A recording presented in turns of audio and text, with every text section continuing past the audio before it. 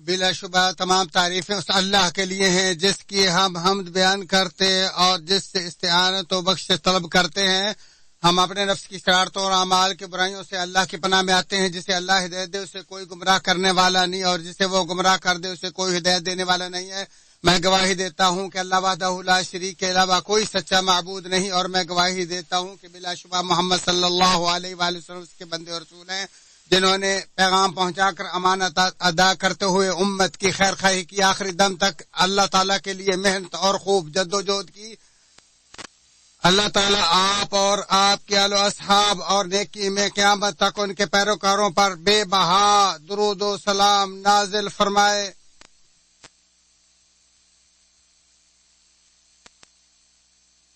حمد و ثنا کے بعد بلا شبہ سب سے بہترین بات کلام اللہ اور سب سے شاندار رہنمائی محمد صلی اللہ علیہ وآلہ وسلم کا طریقہ ہے، اور سب سے بدترین چیز دین میں نئی نئی چیزیں ہیں، اور ہر بدعت گمراہی اور ہر گمراہی آگ میں لے جانے والی ہے۔ اے ایماندارو، اللہ سے کما کو ڈرو اور دیکھو مرتے دم تک مسلمان ہی رہنا۔ اللہ کے بندو، اللہ تعالیٰ کا تقوی اختیار کرو اور ہمیشہ اس سے ڈرتے رہو۔ موت کو فراموش کرتے ہوئے لمبی زندگی کے دھوکے کا شکار نہ بنو، اور نہ ہی دنیا پر اعتبار اور بھروسہ کرو، کیونکہ یہ فنا و زوال پذیر گھر اور سراسر فتنہ و ازمائش کا مقام ہے،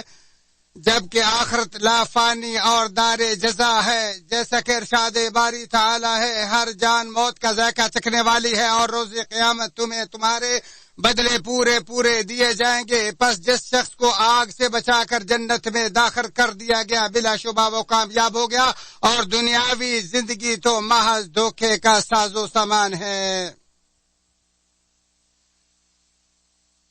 اے لوگوں، آب و ہوا کی تبدیلی اور شب و روز اتار چڑھاؤ کا شکار ہوتا رہتا ہے، جبکہ موسم یکے بعد دیگرے گزرتے رہتے ہیں۔ کبھی شدید سردی سے سخت گرمی، تو کبھی دونوں موسم برابر اور معتدل ہوتے ہیں۔ تو اس میں اللہ تعالیٰ کی بہت بڑی حکمت ہے، اور اس کے ہاں ہر چیز انتہائی مناسب مقدار سے ہے۔ جیسا کہ اللہ تعالیٰ نے فرمایا، آسمان و زمین کی پیدائش، شب و روز کا ہیر پھیر، کشتیوں کا لوگوں کے لیے نفع بخش چیزوں کے لیے سمندروں میں چلنا، آسمان سے پانی اتار کر مردہ زمین کو زندہ کر دینا، اس میں ہر قسم کے جانوروں کو پھیلا دینا، ہواؤں کے رخ بدلنا، اور بادل جو آسمان و زمین کے مابین مسخر ہیں، ان میں عقل مندوں کے لیے قدرت الہی کی نشانیاں ہیں۔ اے مسلمانوں، بلا شبہ یہ بھڑکیلی گرمی کی حدت و تپش و جلسہ دینے والی باد سموم کی گرم لہریں اللہ تعالیٰ کی اس عذاب جہنم کے بارے میں کسی ظاہر کی بہت بڑی وارننگ اور اس سے دھمکانے والے کی مؤثر ترین واضح و نصیحت ہے، جس جہنم کی آگ اللہ کی سلگائی ہوئی دلوں تک پہنچ جانے والی ہے، اور جس کے چنگاڑے بڑے بڑے محلات اور زرد اونٹوں کی مانند ہوں گے، اور بلا شبہ وہ منہ اور سر کی کھال کو ادھیڑ لینے والے شعلے ہیں، اور وہ ہر اس شخص کو پکارے گی جس نے پیٹ پھیری اور منہ موڑ لیا، مال کو جمع کیا اور اسے بند رکھا۔ بے شک وہ شدید گرم ہوا کھولتا ہوا گرم پانی اور سیاہ دھوئیں کے ایسے بادل سائے ہیں جو نہ ٹھنڈے ہوں گے اور نہ ہی فرحت بخش۔ اے اللہ کے بندو، گرمی کی شدت بلا شبہ جہنم کے سانس اور بھاپ کا نتیجہ ہے، جیسا کہ حضرت ابو ہریرہ رضی اللہ تعالیٰ عنہ سے مروی ہے کہ رسول اللہ صلی اللہ علیہ وسلم نے فرمایا، جہنم نے اپنے رب کے سامنے شکوہ کرتے ہوئے کہا، اے میرے رب، میرے ہی بعض حصے نے بعض کو کھا لیا ہے۔ سو اللہ تعالیٰ نے اسے 2 سانس لینے کی اجازت دے دی، ایک سانس سردی میں اور ایک گرمی میں، چنانچہ جو تم شدید گرمی اور شدید سردی محسوس کرتے ہو وہ اسی کے باعث ہے۔ بخاری مسلم۔ اسی طرح حضرت ابو ذر غفاری رضی اللہ تعالیٰ عنہ سے مروی ہے، وہ کہتے ہیں، ہم ایک سفر میں نبی مکرم صلی اللہ علیہ وسلم کے ساتھ تھے کہ مؤذن نے زور کی اذان دینا چاہی تو نبی اکرم صلی اللہ علیہ وآلہ وسلم نے فرمایا ذرا ٹھنڈ ہونے دے، پھر مؤذن نے اذان دینا چاہی تو آپ نے فرمایا اور ٹھنڈ ہونے دے، یہاں تک کہ ہم نے کیلوں کے سایہ دیکھ لیا۔ چنانچہ نبی اکرم صلی اللہ علیہ وسلم نے فرمایا گرمی کی یہ شدت بلا شبہ جہنم کی بھاپ سے پیدا ہوتی ہے، لہذا جب گرمی شدید ہو تو نماز کو قدر ٹھنڈ میں ادا کیا کرو، بخاری شریف۔ تو اے اللہ کے بندو آگ سے بچو، خواہ کھجور کے ایک ٹکڑے کے ذریعے ہی کیوں نہ ہو۔ اللہ کی قسم ہم میں سے کسی میں اتنی طاقت نہیں کہ وہ دنیا کی آگ کو برداشت کر سکے، تو پھر جہنم کی آگ کو کیسے برداشت کیسے کر سکتا ہے؟ جیسا کہ حضرت ابو ہریرہ رضی اللہ تعالی عنہ سے مروی ہے کہ بلا شبہ نبی مکرم صلی اللہ علیہ وسلم نے فرمایا تمہاری یہ آگ جسے ابن آدم جلاتا ہے یہ نار جہنم کی گرمی کے 70 حصوں میں سے ایک حصہ ہے۔ تو لوگوں نے کہا اے اللہ کے رسول، اللہ کی قسم جلانے کے لیے تو یہی دنیاوی آگ ہی کافی تھی۔ تو آپ نے فرمایا بلا شبہ وہ جہنم کی آگ تو اس دنیاوی آگ سے بھی 69 حصے زیادہ ہے اور وہ سب کے سب اسی طرح گرم ہے، مسلم شریف۔ اے اللہ کے بندو، مسلم گرما کی یہ شدید گرمی یقیناً ایک ایسی مؤثر ترین عبرت واز ہے جو قیامت کی بے چینی، خوف و ہراس اور بڑی پیشی کی ہولناکیوں کی یاد دلاتی ہے، جب ننگے پاؤں ننگے بدن بغیر خطرے کے لوگوں کو بھاگتے ہوئے اپنے رب کی طرف اکٹھا کیا جائے گا، گویا کہ وہ کسی گاڑے ہوئے نشان کی طرف دوڑے جا رہے ہیں۔ ان کی نگاہیں جھکی ہوں گی اور ذلت ان پر چھائی ہوگی۔ یہی وہ دن ہے جس کا ان سے وعدہ کیا جاتا تھا۔ یہ دن بہت بڑے مصائب، ابتلا اور پریشانی والا ہوگا۔ سورج مخلوق کے سروں کے بالکل نزدیک ہوگا، شدید گرمی اور سخت بھیڑ ہوگی، لمبا انتظار اور بولنا دشوار ہوگا۔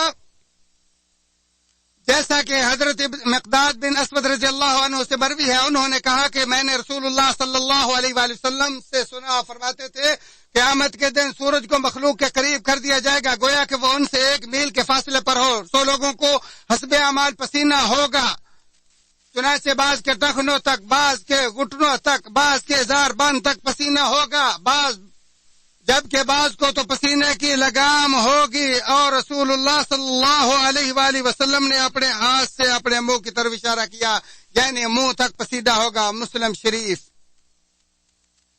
وہ شخص جو سورج کا سامنا کرنے یا غبار آلود ہونے کے وقت ملامت اور پریشانی سے ڈرتا اور ہمیشہ خندہ رو رہنے کے لیے سایہ ڈھونڈتا ہے، سو یاد رکھ ان قریب ایک نہ ایک دن تمہیں مجبوراً قبر میں رہنا ہی پڑے گا۔ تاریخ، خاک آلود اور ویران سائے کے نیچے بہت دیر تک مٹی کے آغوش میں مٹی کے نیچے ہی ٹھہرنا پڑے گا۔ اے جان، یاد رکھ تجھے فضول نہیں پیدا کیا گیا، لہذا مرنے سے پہلے اس مذکورہ مرحلے تک پہنچنے کے لیے تیار ہو جا۔ اے اقوام مسلم، دنیا چند دن کی زندگی، ڈھل جانے والا سایہ اور ختم ہو جانے والی نعمتیں ہیں۔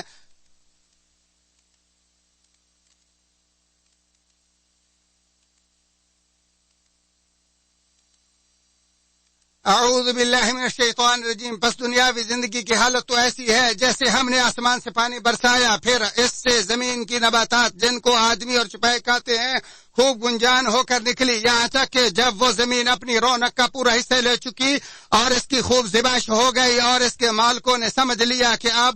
ہم اس پر بالکل قابض ہو چکے، تو دن یا رات میں اس پر ہماری طرف سے کوئی عذاب آ پڑا، سو ہم نے اس کو ایسا صاف کر دیا گویا کہ کل وہ موجود ہی نہ تھی۔ ہم اسی طرح آیات کو صاف صاف بیان کرتے ہیں ایسے لوگوں کے لیے جو سوچتے ہیں اللہ تعالیٰ میرے اور تمہارے لیے قرآن عظیم کو بابرکت اور اس کے آیات و ذکر حکیم کو نفع بخش بنائے۔ اسی پر اکتفا کرتے ہوئے اپنے تمہارے اور تمام مسلمانوں کے لیے اللہ عظیم و جلیل سے تمام گناہوں کی بخشش طلب کرتا ہوں، تم بھی اسی سے بخشش طلب کرو، بلا شبہ وہی غفور الرحیم ہے۔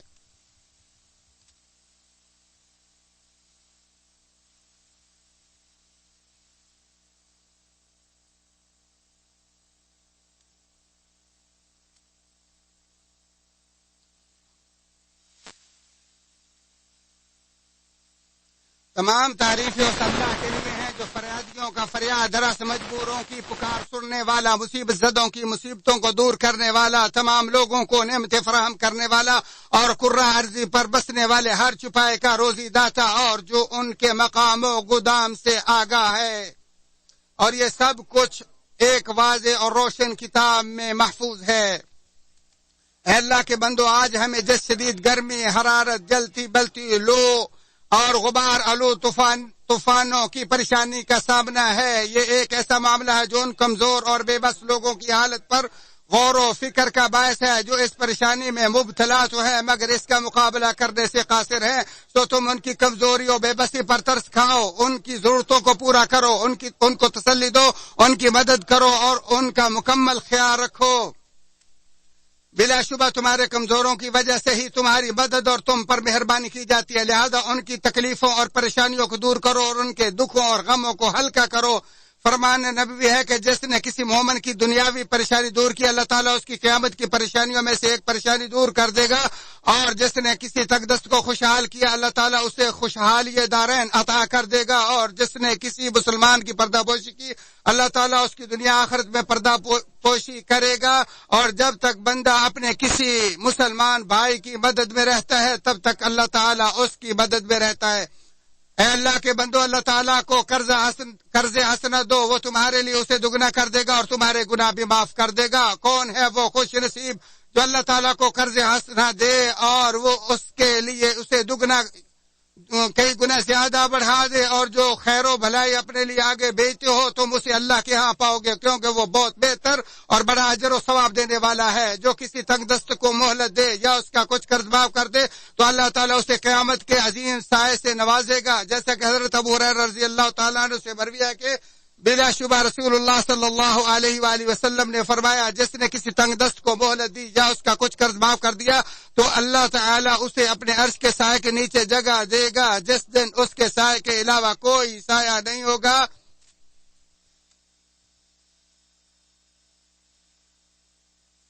ترمذی شریف۔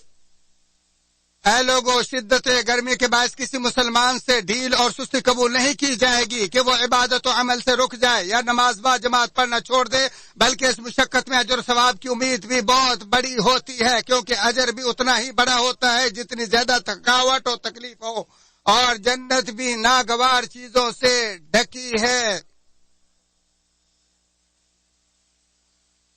تلخیوں اور سنگین بیماریوں کے ایام ہمیشہ امتحان، اختبار اور آزمائش کی گھڑیاں ہوتی ہیں، اور اللہ تعالیٰ نے موت و حیات کو پیدا کیا تاکہ تمہیں آزمائے کہ تم میں سے سب سے اچھے عمل والا کون ہے، سو وقت ضائع ہونے سے پہلے کوئی اچھا عمل کر لو۔ جس کا دل مسجدوں سے جڑا ہوگا اللہ تعالیٰ اسے روز قیامت عظیم سایہ عطا کرے گا،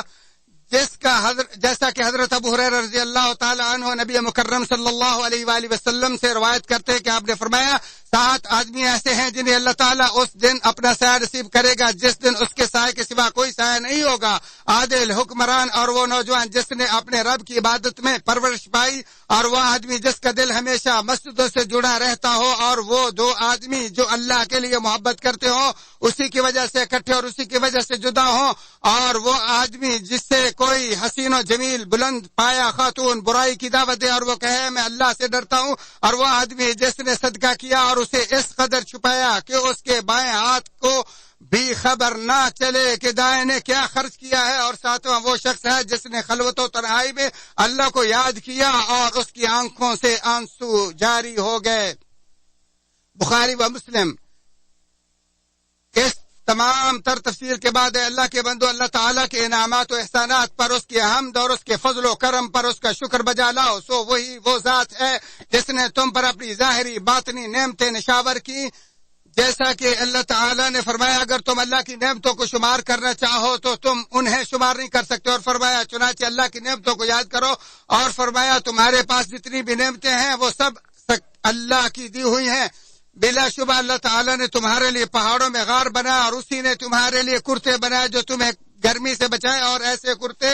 بھی جو لڑائی میں تمہارے کام آئے، اور اسی نے تمہیں سائے فراہم کیے، اور تمہارے لیے بجلی کی نعمت، ایئر کنڈیشننگ اور کولنگ کے آلات و ادوات مسخر کیے، سو تم ان تمام نعمتوں پر اللہ کا شکر ادا کرو، اور ان کے استعمال میں اسراف و حماقت کے بجائے میانہ روی اور بچت سے کام لینا بھی اللہ تعالیٰ کے شکریہ کا حصہ ہے۔ نعمتیں ہمیشہ شکریہ سے برقرار رہتی اور نہ شکری سے چھن جاتی ہیں، جیسا کہ ارشاد باری تعالیٰ ہے، اور جب تمہارے رب نے تمہیں آگاہ کر دیا کہ اگر تم شکر کرو گے تو یقیناً میں تمہیں زیادہ دوں گا، اور اگر نہ شکری کرو گے تو بلا شبہ میرا عذاب بہت سخت ہے۔